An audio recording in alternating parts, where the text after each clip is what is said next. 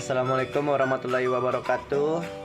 Perkenalkan, nama saya Anjar Prayuda Irawan dengan nomor NIM 20 461 110 EK 23066. Jadi, saya di sini akan mencoba untuk menjawab soal ujian akhir semester Matematika Ekonomi 1 kelas F, Fakultas Ekonomika dan Bisnis, Universitas Gadjah Mada.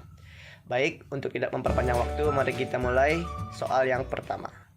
Nah, di soal nomor 1 ini kita diminta untuk menjelaskan konsep optimisasi dengan menggunakan turunan. Lalu di akhir video nanti kita akan mencoba mengerjakan satu soal yang berhubungan dengan konsep optimisasi dengan menggunakan turunan pada bidang ekonomi.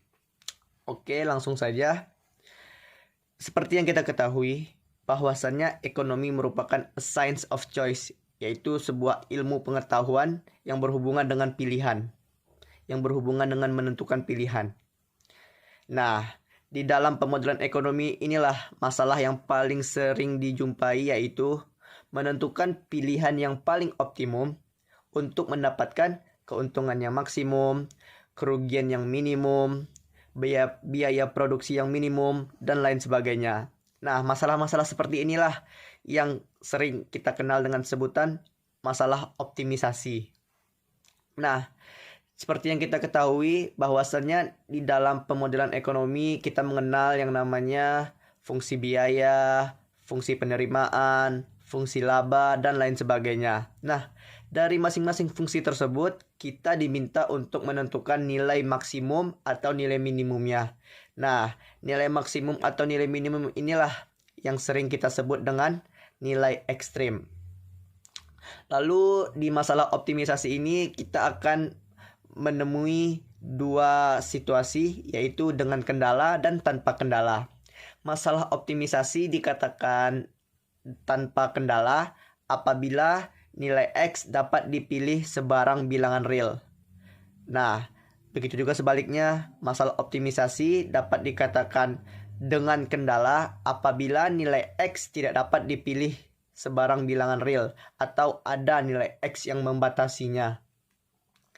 Nah, dari menentukan nilai ekstrim tersebut, yaitu nilai maksimum atau nilai minimumnya, kita butuh syarat perlu dan syarat cukup apabila ingin menentukan nilai ekstrim tersebut. Karena apabila kita tidak menemui salah satu syaratnya, maka itu belum bisa dikatakan nilai ekstrim dari suatu fungsi pemodelan ekonomi tersebut. Nah, suatu fungsi dikatakan memiliki nilai ekstrim apabila gradien garis singgungnya sama dengan 0. Nah, gradien garis singgung inilah yang biasa kita kenal dengan derivatif atau turunan dari fungsi tersebut. Jadi kita menemukan syarat perlu dalam menentukan nilai ekstrim suatu fungsi, yaitu apabila suatu fungsi terdiferensiasi f memiliki nilai ekstrim di suatu titik x, maka nilai dari turunan pertamanya akan sama dengan 0. Jadi itulah yang merupakan syarat perlu untuk menentukan nilai ekstrim suatu fungsi. Akan tetapi, syarat perlu ini masih belum cukup. Kita masih harus menentukan syarat cukup suatu fungsi memiliki nilai ekstrim. Karena syarat cukup ini dapat menentukan apakah nilai ekstrim tersebut maksimum atau minimum. Nah, cara kita menentukan titik ekstrim suatu fungsi tersebut maksimum atau minimum, yaitu menggunakan turunan kedua dari fungsi tersebut. Itulah yang merupakan syarat cukup menentukan titik ekstrim suatu fungsi, yaitu apabila nilai turunan kedua dari fungsi tersebut sama dengan 0. Apabila nilai turunan kedua ini negatif, maka titik ekstrim tersebut dikatakan maksimum. Begitu juga sebaliknya, apabila nilai dari turunan kedua ini positif, maka dikatakan titik ekstrim tersebut minimum. Nah, ada lagi nih teman-teman. Apabila nilai negatif tadi berlaku untuk seluruh bilangan real X, maka nilai maksimum tersebut dikatakan maksimum global. Begitu juga sebaliknya, apabila nilai negatif tadi hanya berlaku untuk interval tertentu, maka nilai maksimum tadi disebut dengan maksimum lokal. Begitu juga untuk nilai minimum. Apabila nilai turunan kedua tadi yang positif berlaku untuk seluruh bilangan real X, maka dikatakan nilai titik ekstrim tersebut minimum global. Begitu juga sebaliknya, apabila nilai turunan kedua positif tadi hanya berlaku untuk interval tertentu, maka nilai ekstrimnya disebut dengan minimum lokal. Jadi ada dua yang dapat kita ketahui dari penjelasan tadi, yaitu syarat perlu dalam menentukan nilai ekstrim suatu fungsi, yaitu kita di sini akan menemukan di mana letak dari titik ekstrim tersebut. Akan tetapi kita tidak tahu apakah nilai tersebut maksimum atau minimum. Oleh karena itu kita butuh syarat cukup, yaitu melalui turunan kedua dari fungsi tersebut. Di sini kita akan menemui apakah nilai dari titik ekstrim yang di syarat perlu tadi maksimum atau minimum. Maksimum tadi pun terbagi menjadi dua, apakah itu maksimum global atau maksimum lokal. Begitu juga yang minimum, apakah itu minimum lokal ataupun minimum global. Nah, baik teman-teman, sekarang kita masuk ke contoh soal konsep optimisasi dengan menggunakan turunan pada bidang ekonomi. Di sini diketahui permintaan terhadap suatu produk mengikuti persamaan berikut. P sama dengan 2.700 dikurang 9Q kuadrat dengan satuan rupiah per unit. Ditanya berapakah banyaknya produk yang harus terjual agar penerimaan total atau total revenue dari hasil penjualan tersebut maksimum. Nah, di sini diketahui bahwa fungsi harganya atau P sama dengan 2.700 dikurang 9Q kuadrat. Dan ditanya kapan TR maksimum ketika banyaknya produk yang harus terjual. Atau berapakah banyaknya produk yang harus terjual agar penerimaan totalnya maksimum. Maka hal yang pertama kita harus ketahui adalah bagaimana bentuk dari fungsi total revenue-nya. Total revenue atau penerimaan total didapat ketika mengalihkan harga jual dengan total kuantitas dari produk tersebut atau P dikali Q. Di dalam soal kita sudah diketahui P sama dengan 2.700 dikurang 9Q kuadrat.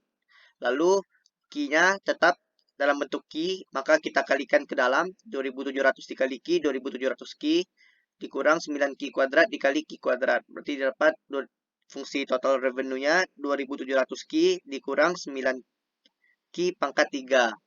Nah, kita sudah dapat fungsi total revenue-nya yaitu 2.700 Q dikurang 9Q pangkat 3. Lalu kita harus mencari berapakah nilai ekstrimnya dari fungsi total revenue ini. Caranya yaitu dengan turunan pertama fungsi total revenue sama dengan 0. Pertama kita cari dulu turunan dari total revenue-nya yaitu 2.700 dikali 1 Q 1 dikurang 1 dikurang 9 dikali 3 Q pangkat 3 dikurang 1 didapat fungsi turunan pertama total revenue ini yaitu 2.700 dikurang 27 Q pangkat 2. Nah, kita kan untuk menentukan titik ekstrim ini nilai turunan pertamanya sama dengan 0. Jadi fungsi turunan pertama ini kita sama dengankan dengan 0. Berarti 2.700 dikurang 27 Q pangkat 2 sama dengan 0. Kita pindah ruaskan Q kuadratnya didapat 2.700 sama dengan 27 Q pangkat 2. Kita sederhanakan menjadi 100 sama dengan Q kuadrat. Didapat nilai dari Q-nya plus minus 10, yaitu plus 10 dan min 10. Karena ketika kita menjual sebuah produk tidak ada yang bernilai negatif, maka kita mengambil nilai Q-nya yaitu 10. Berarti TR maksimum terjadi ketika banyaknya produk yang harus terjual sebanyak 10 unit. Bagaimana cara kita membuktikannya? Maka kita bisa memasukkan dengan syarat cukup dari menentukan nilai ekstrim pada sebuah fungsi, yaitu dengan turunan keduanya sama dengan 0. Maka yang hal pertama kita lakukan yaitu mencari bentuk fungsi turunan keduanya, yaitu kita dapat min 27 dikali 2, Ki pangkat 2 dikurang 1, didapat fungsi turunan keduanya, yaitu min 54 Ki. Lalu kita masukkan nilai Ki yang kita dapatkan di turunan pertama tadi, yaitu 10, min 54 dikali Ki, min 54 dikali 10, didapat nilainya min 540. Nah, di sini kan kita dapat bahwa nilai turunan keduanya negatif. Seperti yang kita ketahui tadi, ketika menjelaskan materi bahwasannya ketika nilai turunan keduanya negatif, maka nilai ekstrim tersebut termasuk nilai maksimum. Nah, sekarang nilai min 540 ini hanya berlaku ketika Q-nya sama dengan 10. Berarti nilai maksimum di sini termasuk ke dalam jenis maksimum lokal. Maka terjawablah pertanyaan contoh soal ini, yaitu berapakah banyak produk yang harus terjual agar penerimaan totalnya maksimum, yaitu banyaknya produk yang harus terjual agar penerimaan totalnya maksimum adalah sebanyak 10 unit. Didapat dari turunan pertamanya, yaitu Q sama dengan 10, dan didapat bahwa nilainya maksimum dengan pembuktian di turunan keduanya, yaitu dengan nilai turunan keduanya min 540. Baik, mari kita lanjut ke soal yang kedua. Nah, baik, selanjutnya kita masuk ke soal nomor 2. Di sini diketahui bahwa terdapat mesin pencetak tekstil yang berumur T tahun yang memberikan pendapatan dengan rate sebesar R aksen T sama dengan 4T ditambah 3 per 4T kuadrat ditambah 6T ditambah 1 dengan satuan ratus juta rupiah per tahun dan membutuhkan biaya sebesar C sama dengan 50 juta per tahun. Kita diminta untuk menghitung pendapatan yang dihasilkan mesin tersebut selama 3 tahun dan profit yang dihasilkan mesin tersebut selama 3 tahun. Baik, di soal ini diketahui R aksen T atau rate dari pendapatannya yaitu 4T ditambah 3 per 4T kuadrat ditambah 6T ditambah 1. Dan fungsi biayanya atau CT-nya sama dengan 50T. Lalu kita mulai untuk menjawab soal yang A. Diminta untuk menghitung pendapatan yang dihasilkan mesin tersebut selama 3 tahun. Di soal, belum diketahui bentuk dari fungsi pendapatannya. Oleh karena itu, kita harus mencari bentuk dari fungsi pendapatannya. Bagaimana cara kita menentukan fungsi pendapatannya? Yaitu dengan mengintegralkan fungsi rate pendapatannya atau mengintegralkan R aksen. Didapat fungsi pendapatannya atau RT-nya sama dengan integral 4T ditambah 3 per 4T kuadrat ditambah 6T ditambah 1 dx. Nah, bagaimana cara kita mengerjakannya? Kita menggunakan metode substitusi, teman-teman. Kita di sini mensubstitusikan 4T kuadrat ditambah 6T ditambah 1 menjadi U. Maka bentuknya akan menjadi integral 4T ditambah 3 per U dx. Lalu, seperti yang kita ketahui, bahwa DU sama dengan U aksen dikali dx. Kita dapat U aksennya sama dengan 4 dikali 2, T pangkat 2 dikurang 1 ditambah 6 dikali 1, T pangkat 1 dikurang 1 ditambah 0. Didapat bentuk U aksennya sama dengan 8T ditambah 6. Kita sederhanakan, bentuk U aksennya menjadi 2 dikali 4T ditambah 3. Lalu kita masukkan ke bentuk yang sebelumnya, yaitu yang DU sama dengan U aksen dikali DX. Maka bentuknya menjadi DU sama dengan 2 dikali 4 ditambah 3 dikali DX. Lalu kita ubah bentuk persamaannya menjadi DX sama dengan. Maka 2 dikali 4T ditambah 3 apabila pindah ke sisi kiri maka akan menjadi per. Didapat DX sama dengan DU per 2 dikali 4T ditambah 3. Maka kita dapat bentuk integralnya yaitu integral 4T ditambah 3 per U dikali DU per 2 dikali 4T ditambah 3. Kemudian kita coret 4T ditambah 3. Karena tanda di sini adalah perkalian, maka kita boleh mencoret atas dengan bawah. 4T ditambah 3 dicoret. Didapat bentuknya yaitu integral 1 per U dikali DU per 2. Lalu kita pindahkan angka dengan angka, variabel dengan variabel. Didapat integral setengah dikali DU per U. Nah, setengah ini bisa kita pindahkan keluar dari integral agar lebih memudahkan untuk mengintegralkan DU per U ini. Lalu, bentuk DU per U ini bisa kita ubah lagi menjadi 1 per U dikali DU. Maka didapat bentuk integralnya yaitu setengah integral 1 per U dikali DU. Lalu bagaimana cara kita mengintegralkan 1/U ini? Yaitu menggunakan aturan logaritma. Integral 1/U akan menghasilkan ln U. Dan integral DU akan menghasilkan C. Sedangkan kita di sini tidak menggunakan C karena kita sedang menggunakan integral tentu. Kita memiliki nilai yang telah ditentukan, interval yang telah ditentukan, maka kita tidak menggunakan C di sini. Maka didapat hasilnya setengah 1/U tadi diintegralkan menjadi ln U dan DU diintegralkan menjadi C, tetapi kita tidak menggunakan C di sini. Maka didapat bentuknya yaitu setengah ln U. Lalu U ini tadi merupakan substitusi dari 4T kuadrat ditambah 6T ditambah 1. Maka didapat bentuknya setengah ln 4T kuadrat ditambah 6T ditambah 1. Maka inilah yang menjadi bentuk fungsi pendapatan mesin pencetak tekstil tersebut. Lalu kita substitusikan T-nya menjadi 3 karena kita diminta mencari pendapatan yang dihasilkan mesin tersebut selama 3 tahun. Yaitu R3 sama dengan setengah ln 4 dikali 3 kuadrat ditambah 6 dikali 3 ditambah 1. Didapat R3-nya setengah ln 55.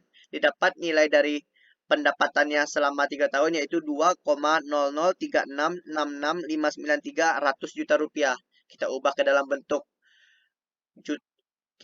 dalam bentuk rupiah saja, maka kita kalikan dengan 100 juta. Didapat R3-nya sama dengan 200.366.659,3 rupiah. Jadi inilah pendapatan yang dihasilkan oleh mesin pencetak tekstil tersebut selama 3 tahun. Lalu kita lanjut ke soal yang B, yaitu diminta untuk menghitung profit yang dihasilkan mesin tersebut selama 3 tahun. Seperti yang kita ketahui teman-teman, profit didapat ketika pendapatan dikurangi biaya. Maka kita dapat di sini fungsi profitnya sama dengan RT dikurang CT, yaitu fungsi revenue dikurangi fungsi cost atau biayanya. Maka didapat profit T sama dengan setengah ln 4T kuadrat ditambah 6T ditambah 1 dikurang 50T. Karena di slide sebelumnya diketahui bahwa fungsi pendapatannya yaitu RT sama dengan setengah ln 4T kuadrat ditambah 6T ditambah 1 dan fungsi biayanya yaitu CT sama dengan 50T. Lalu kita substitusikan T sama dengan 3 karena diminta untuk menghitung profit yang dihasilkan oleh mesin selama 3 tahun. Maka didapat profit 3 sama dengan setengah ln 4 dikali 3 kuadrat ditambah 6 dikali 3 ditambah 1 dikurang 50 dikali 3. Didapat profit 3 sama dengan 200,3666593 dikurang 150. Didapat profit 3-nya sama dengan 50,3666593 juta rupiah. Lalu kita ubah ke dalam bentuk rupiah saja, kita kalikan dengan 1 juta. Didapat profit 3-nya yaitu 50.366.659,3 rupiah. Jadi inilah profit yang dihasilkan oleh mesin pencetak tekstil tersebut selama 3 tahun. Maka terjawab sudahlah pertanyaan dari soal nomor 2, yaitu yang A, menghitung pendapatan yang dihasilkan oleh mesin tersebut selama 3 tahun. Jadi kita di sini mencari bentuk fungsi pendapatannya dengan mengintegralkan fungsi rate pendapatannya. Lalu setelah mendapatkan fungsi pendapatannya kita substitusikan T menjadi sama dengan 3, maka didapatkan pendapatan yang dihasilkan oleh mesin tersebut selama 3 tahun yaitu 200.366.659,3 rupiah. Lalu untuk soal B, dihitung profit yang dihasilkan mesin tersebut selama 3 tahun. Kita pakai konsep profit yaitu pendapatan dikurang biaya, didapat fungsi profitnya yaitu RT dikurang CT yaitu setengah ln 4T kuadrat ditambah 6T ditambah 1 dikurang 50T. Lalu kita substitusikan T sama dengan 3 karena diminta untuk menghitung profit yang dihasilkan mesin tersebut selama 3 tahun. Lalu didapatlah profit yang dihasilkan oleh mesin tersebut selama 3 tahun yaitu sebesar 50.366.659,3 rupiah. Baik, itulah jawaban dari soal nomor 2. Selanjutnya kita lanjut ke soal nomor 3. Baik, selanjutnya kita lanjut ke soal nomor 3. Diberikan model matematika yang menyatakan pendapatan nasional negara ekoland. Kita diminta untuk menyatakan model matematika di atas ke dalam bentuk persamaan matriks AX sama dengan B. Dan juga menentukan titik keseimbangan pendapatan nasional yang ada menggunakan metode Cramer. Baik, kita langsung saja ke soal yang A. yaitu menyatakan model matematika yang sudah ada ke dalam bentuk persamaan matriks AX sama dengan B. Seperti yang kita ketahui di soal, kita dapat mengambil dua kesimpulan, yaitu terdapat dua variabel, yaitu variabel endogen dan variabel eksogen. Apa itu variabel endogen? Yaitu variabel endogen merupakan Y dan C. Sedangkan variabel eksogen merupakan I0, T0, dan G. Selain itu terdapat parameter yaitu A kecil, B kecil, dan G kecil. Nah, dalam menyatakan konsep pendapatan nasional ini, kita harus mengubah persamaan yang ada sehingga variabel-variabel yang sejenis berada pada ruas yang sama. Lalu pada persamaan yang pertama, kita dapat persamaannya yaitu Y sama dengan C ditambah I0 ditambah G besar. Di soal dikatakan G besar sama dengan G kecil dikali Y. Maka kita dapat mengubah bentuk dari G besar ini menjadi G kecil dikali Y. Maka persamaannya menjadi Y sama dengan C ditambah I0 ditambah G kecil kali Y. Lalu kita pindahkan variabel-variabel yang sejenis ke ruas yang sama, yaitu variabel endogennya. C dan G kecil kali Y kita pindahkan ke ruas kiri. Maka didapat persamaannya Y dikurang G kecil kali Y dikurang C sama dengan I0. Maka bentuk Y dikurang GY ini masih bisa kita ubah bentuknya menjadi 1 dikurang G dikali Y dikurang C sama dengan I0. Jadi inilah bentuk persamaan pertamanya. Lalu untuk persamaan kedua yaitu C sama dengan A dikurang BY ditambah BT0. Kita pindahkan variabel yang sejenis yaitu C dengan min BY ini. Kita pindahkan ke ruas kiri, didapatlah persamaan keduanya C ditambah BY sama dengan A ditambah BT0. Jadi kita sudah mendapatkan dua persamaannya. Lalu kita bisa menyatakan dua persamaan ini ke dalam bentuk persamaan matriks AX sama dengan B. A ini sebagai matriks koefisien, X ini sebagai vektor variabel, dan B ini sebagai vektor konstanta.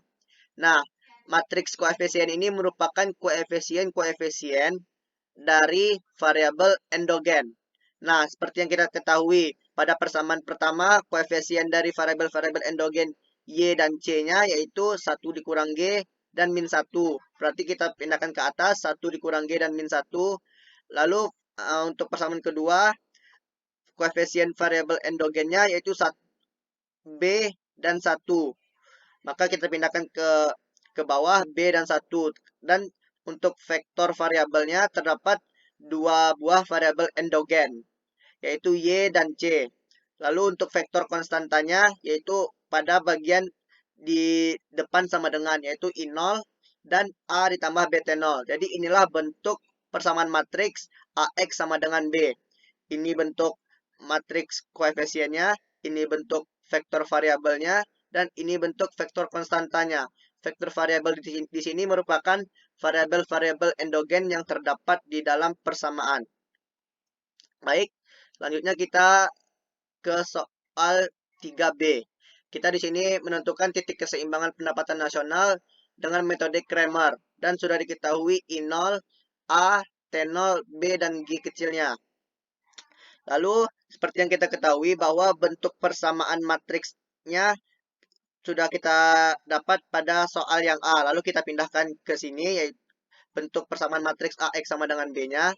Nah, dari bentuk persamaan matriks ini kita bisa mengubah variabel-variabel yang diketahui di soal menjadi bentuk angka, yaitu didapatlah bentuknya 4/5, min 1, 2/5, 1, YC, 120, 332.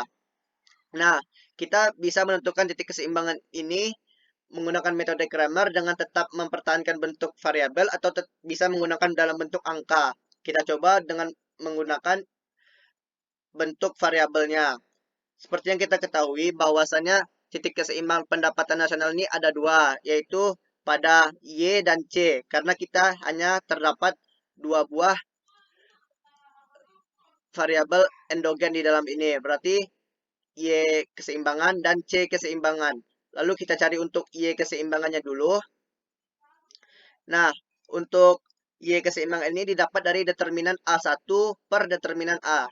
Determinan A merupakan determinan dari matriks koefisiennya, yaitu 1 dikurang G min 1 B 1. Lalu kita bisa mencari determinannya dengan mengalihkan diagonal dengan diagonal, yaitu 1 dikurang G dikali 1 dikurang min 1 dikali B. Didapatlah determinan A-nya min G ditambah B. Lalu kita cari untuk determinan A1.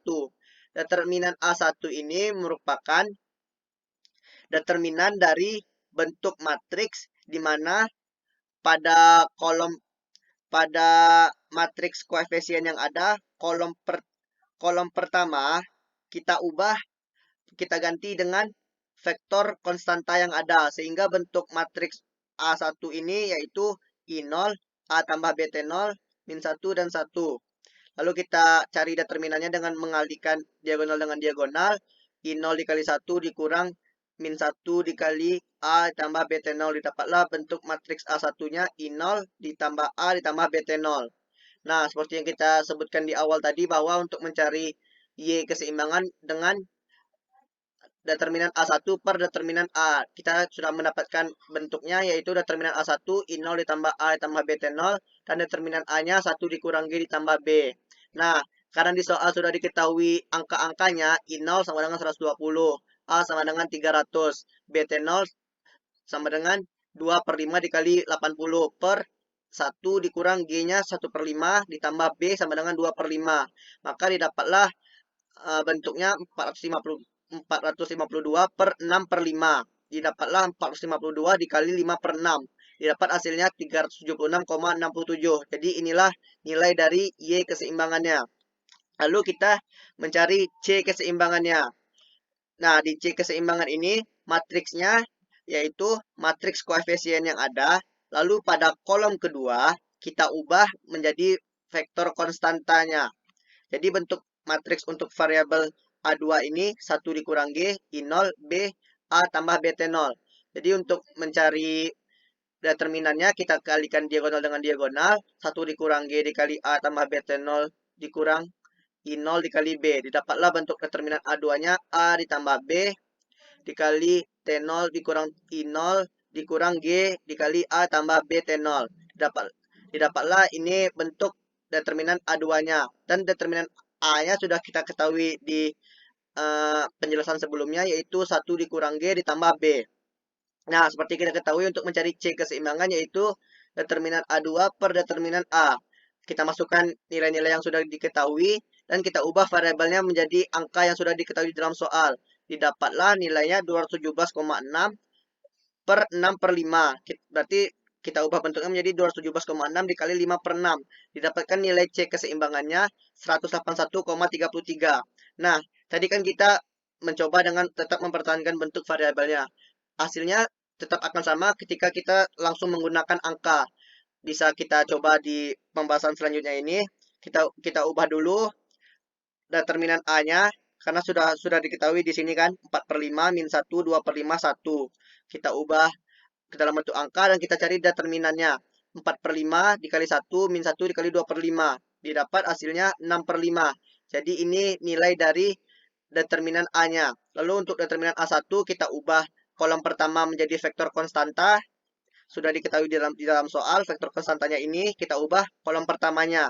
Sehingga determinan A1-nya menjadi 120 dikali 1 min 1 dikali 332. Lalu didapat hasil untuk determinan A1-nya 452. Lalu sama juga untuk determinan A2-nya, kita ubah kolom kedua menjadi vektor konstanta. Lalu kita cari determinannya 4 per 5 dikali 332 dikurang 120 dikali 2 per 5. Didapat nilai determinan A2-nya 217,6. Lalu kita tinggal masukkan angkanya untuk mencari Y keseimbangan dan C keseimbangan.